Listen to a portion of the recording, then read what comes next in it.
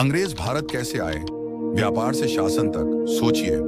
एक ऐसा देश जहां हर मिट्टी में मेहनत थी, हर बाजार में समृद्धि थी और हर गली में जीवन बसता था। यह देश था भारत। इसी भारत पर दूर समुंदर के पार से कुछ लोगों की नजर पड़ी। वे न तो सेना लेकर आए, न ही युद्ध की घोषणा की। वे आए केवल एक शब्द के साथ, व्यापार। पर इस शब्द के पीछे छिपा हुआ सच बहुत गहरा और खतरनाक था। सदियों पहले जब यूरोप के अनेक देश आर्थिक कठिनाइयों से जूझ रहे थे, तब भारत विश्व के सबसे समृद्ध देशों में गिना जाता था। यहाँ के मसाले, रेशम, कपड़े और सोना यूरोप में अपार धन का प्रतीक माने जाते थे। इसी लालच ने समुद्री रास्तों से भारत तक पहुंचने का मार्ग खोल दिया। 15वीं और 16वीं शताब्दी में कई विदेशी व्यापारी भारत आए और फिर सन 1600 में एक व्यापारिक संस्था ने प्रवेश किया, ईस्ट इंडिया कंपनी ने कहा, हम केवल व्यापार करना चाहते हैं। भारत ने उन पर भरोसा कर लिया और शायद यही सबसे बड़ी भूल थी। धीरे धीरे व्यापार के साथ साथ कंपनी ने अपनी शक्ति बढ़ानी शुरू कर दी। उसने अपनी सेना बनाई, अपने नियम बनाए और भारतीय राज्यों के निर्णयों में हस्तक्षेप करने लगी।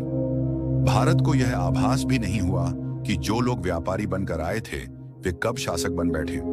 सन 1757 प्लासी का युद्ध, यह केवल एक लड़ाई नहीं थी, यह भारत के इतिहास का एक निर्णायक मोड़ था। इस युद्ध में तलवारों से अधिक राजनीति और षड्यंत्र ने भूमिका निभाई और बंगाल, जो भारत का सबसे समृद्ध प्रांत था, विदेशी नियंत्रण में चला गया। यहीं से भारत की खुली लूट शुरू हुई। करों का बोझ बढ़ा दिया गया। किसान अपनी ही भूमि पर मजदूर बन गए।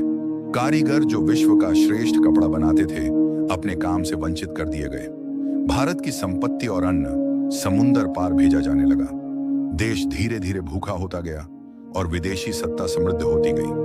बंगाल का अकाल, लाखों लोगों की भूख से मृत्यु, फिर भी शासन में कोई करुणा नहीं दिखाई दी।